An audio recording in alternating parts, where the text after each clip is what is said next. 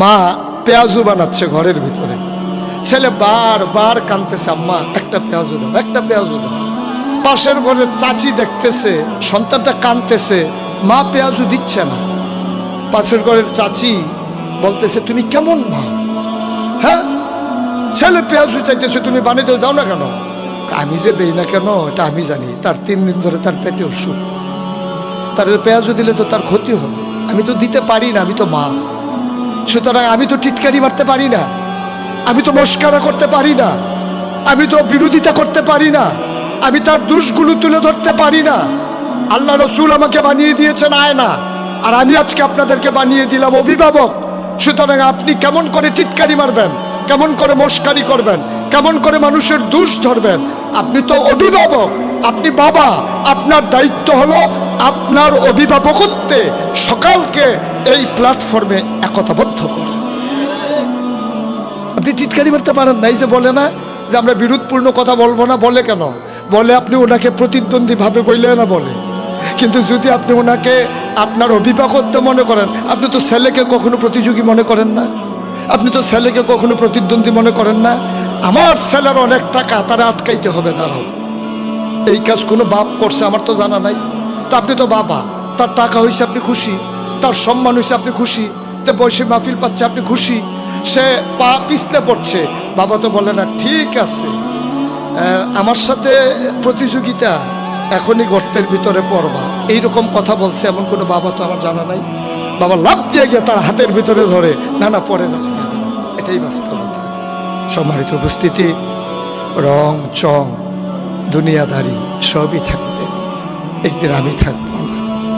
এর মাঝেই যদি আমি সকল কিছুর স্বাদ খুঁজে পাই, আমাদের ব্যাপারে আল্লামা ইকবাল বলেছিলেন, ইসরাবে রঙ্গ বুকু গুলিস্থা সমঝা হেতু, আহায় নাদান কক্ষকু আসিয়ান সমঝা হেতু।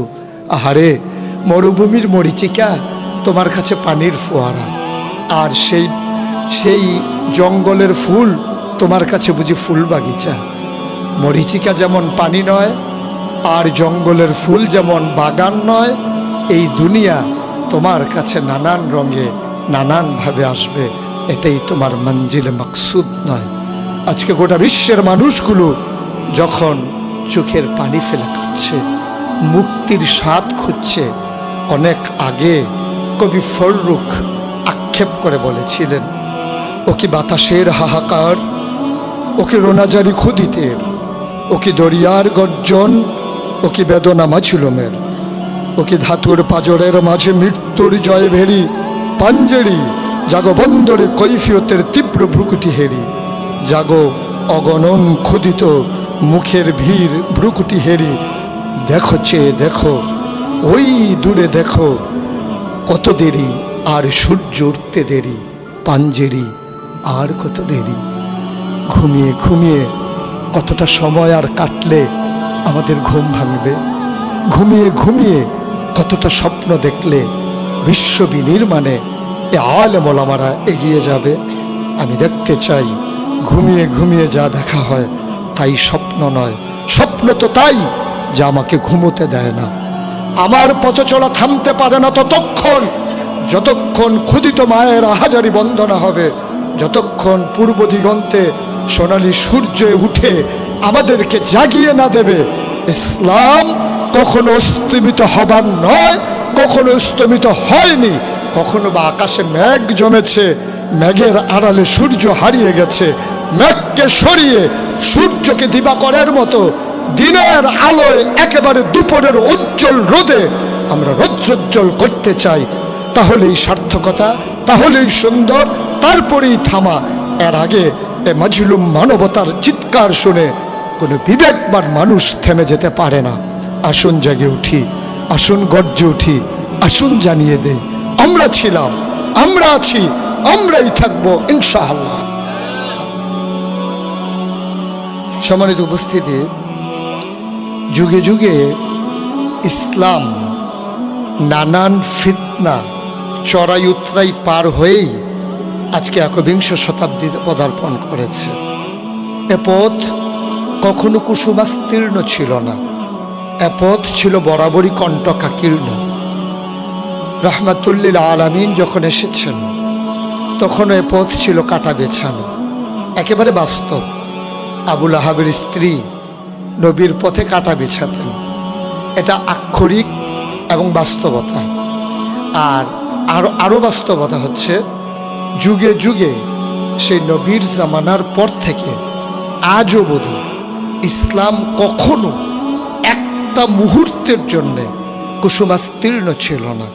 এ পথ ছিল পিচ্ছিল, এ পথ ছিল বন্ধুর, এ পথ ছিল কাটা বেছানো, এ পথ ছিল সেই পাহাড়ি গিরিপথ যেখানে অমানিসার অন্ধকার, যেখানে বিজলি চমকানো, টিপ টিপ বৃষ্টি, পায়ের কাছেই 100 হাত নিচের গর্ত। এ পথ মারিয়েই ইসলামী জায়গায় এসেছে, যেটা সেই দারুল আরকামে আল্লাহ রাসূল যখন দ্বীনি মজলিস করতেন তখন যেমন করে বাইরে তার নিজস্ব গোয়েন্দা বিভাগ থাকতো, যেমন করে নিরাপত্তার জন্যে তার বাহিনী থাকতো, যেমন করে তিনি আড়ালে আবডালে থেকে দিনকে গোটা বিশ্বের মাঝে বিজয়ী শক্তিতে পরিণত করেছিলেন। সুতরাং কখনো আপনারা মনে করবেন না যে আপনারা বিচ্ছিন্ন, কখনো মনে করবেন না যে আপনারা বোধহয় খুব একটা কোণঠাসা অবস্থায় আছেন। আমরা কে ভালো অবস্থায় আছি? আমরা তো রাস্তায় বের হলে অপেক্ষায় থাকি গাড়িতে কখন চেক দিয়ে আমাদেরকে নামিয়ে ফেলবে, ড্রাইভারকে বলবে যে বাসায় চলে যাও। আমরা তো সেই অপেক্ষায় থাকি কখন মঞ্চ থেকে আমাদেরকে নামিয়ে দেওয়া হবে, আমাদের কথাগুলো শুনতে দেওয়া হবে না। সুতরাং সবার জন্য এ পথ কণ্টকাকীর্ণ, এবং এ পথে যারা ধীরে দৃঢ়তার সাথে, আমি দুইটা শব্দ উচ্চারণ করেছি, ধীরে কিন্তু দৃঢ়তার সাথে এগিয়ে যায় তারাই সফল কাম হয়। তাদের ব্যাপারেই বলেছেন ওয়ালা তাহিনু ওয়ালা তাহজানু ওয়া আনতুমুল আ'লাউনা ইন কুনতুম মুমিনিন। আমরা তো সেই সূত্রেই বিশ্বাসী। আপনি খেয়াল করে দেখেন নবীর জমানায় কাফেরারা নবীকে যত বিরক্ত করেছে তার চাইতে কত গুণ বেশি মুনাফেকেরা বিরক্ত করেছে। আপনি দেখেন আবু বকরের জামানায় সেই যারা সবচেয়ে বেশি বিরক্ত করেছে ওরা কারা? যারা জাকাত দিতে অস্বীকার করেছিল, যারা জাকাত দিয়েছিল সব সময়। ওরা কারা? যারা মিথ্যে নবুয়তের দাবিদার ছিল। ওরা তো কাফেরদের মাঝে ছিল না, ওরা মুসলমানদের মাঝ থেকে ঘাপটে দেওয়া একদল মুসলমান যাদের সুরত ছিল, সিরত ছিল না, তাদের নমুনা ছিল, তাদের চরিত্র ছিল না। আপনি দেখেন যখন সেই সালাউদ্দিন আইয়ুবী যখন ফিলিস্তিনকে আমাদের প্রথম কেবলা মসজিদে আকসাকে মুক্ত করেছিলেন, সেই দিন তিনি অসংখ্য ইমামকে হত্যা করতে বাধ্য হয়েছিলেন। আপনারা নিশ্চয়ই চমকে উঠেছেন যে অসংখ্য ইমাম তিনি হত্যা করলেন কেন? সেগুলো ইমাম ছিল না, সেগুলো ইমাম নামীয় তারা ছিল গোয়েন্দা। ওরা ছিল ইহুদিদের দালাল, খ্রিস্টানদের দালাল। ওরা ইমামের লেবাস নিয়ে তারা ইমামতি করেছে, মুসলমানদেরকে বিভ্রান্ত করেছে। তারা কি করেছে? ইসলামের মৌলিক শিক্ষা থেকে মুসলমানদেরকে ওই খুতবার আসিনে বসে, মিম্বারে বসে তারা ইচ্ছাকৃত পরিকল্পিতভাবে, আপনি ইসলামের কথা বলা যত সহজ, লেবাস নিয়ে ইসলামের বিরোধিতা করা কিন্তু কঠিন, কিন্তু তারা সেই কঠিন কাজটা করেছে। এবং রাশিয়াতে আজও এই আপনার আন্ডারগ্রাউন্ড মাদ্রাসা আছে, এবং আমেরিকাতে এবং ইসরায়েলে আপনার আন্ডারগ্রাউন্ড মাদ্রাসা আছে যেখানে বুখারি পড়ানো হয়, যেখানে মুসলিম পড়ানো হয়। দেখতে বিরাট হুজুর, ওনাদের যেই সুরত, যে লম্বা পাঞ্জাবি, পাগড়ি, দাড়ি, ওনারা তো বিরাট বিরাট বড় হুজুর, কিন্তু ইসলামের দুশ্মন। তাহলে ওরা বুখারি পড়ছে কেন? ওরা ইসলাম মানার জন্য না, ইসলামের যারা অনুসারী তাদেরকে বিভ্রান্ত করার জন্য। যুগে যুগে তাই হয়েছে। ইসলামের অনুসারীরা হয়তো মোল্লা নাজিম যেটা বলেছে, আমরা হয়তো ব্যক্তিত্বকে প্রকাশ করতে গিয়ে নিজের রুটি রুজিকে একটু বেশি করে প্রশস্ত করার জন্যে হয়তো নিজেদেরকে অনেকখানি জাহির করি, অনেক জায়গায় হয়তো কথা বলে ফেলি, অনেক জায়গায় হয়তো নিজেদেরকে লোভ লালসা কাজ করে। কিন্তু পরিকল্পিতভাবে এই এই হল রুমে যারা আছেন, একজন লোক পরিকল্পিতভাবে ইসলামের বিরোধিতা করেন, সবাই বিশ্বাস করুক, আমি করি না। একজন লোক এখানে নাই যে আপনি ঠান্ডা মাথায় ইসলামের মূল কেটে দিচ্ছেন, একজনও নেই। কিন্তু যারা ইসলামের লেবাসদারি, মুসলমান যদি তার মৌলিকত্বে ফিরে আসে, আপনি বিশ্বাস করুন একেবারে ছোট্ট বাচ্চা থেকে অবলা নারী পর্যন্ত তাদেরকে ঘরের ভিতরে আটকে রাখা যাবে না, যদি মৌলিকত্ব তাদের মাঝে জাগিয়ে দেওয়া যায়। কিন্তু আমরা এই মৌলিকত্ব যেন জেগে উঠতে না পারে, এজন্য সকল আয়োজন, তোমার সকল আয়োজন আমার ধ্বংসের কারণ, তোমার সকল আয়োজন আমার ধ্বংসের কারণ। তোমার সকল আয়োজন, রাজনীতি, অর্থনীতি, ব্যক্তিজীবন, মাহফিল, মসজিদ, মক্তব, যেটা হিফজুর রহমান ভাই বলেছেন, লাখেরাজ সম্পত্তি ছিল লাখে লাখে একর, এইগুলোর উপরে ভিত্তি করে মসজিদগুলো চলতো, এগুলোর উপরে ভিত্তি করে মাদ্রাসাগুলো চলতো।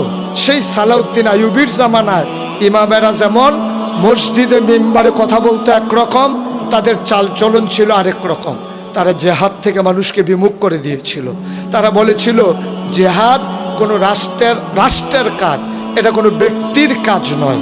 আজও বাংলাদেশে অনেক পীর মাশায়েখ, অনেক আলেম ওলামার কণ্ঠে ভরা ময়দানে হাজারো জনতার সামনে আমি নিজের কানে শুনেছি যে জিহাদ হচ্ছে ফরজে কিফায়া, এটা রাষ্ট্রের পক্ষ থেকে যখন ঘোষণা আসবে তখনই শুধু করা যাবে, নাইলে বেঈমান হয়েও মারা যাওয়ার সম্ভাবনা আছে।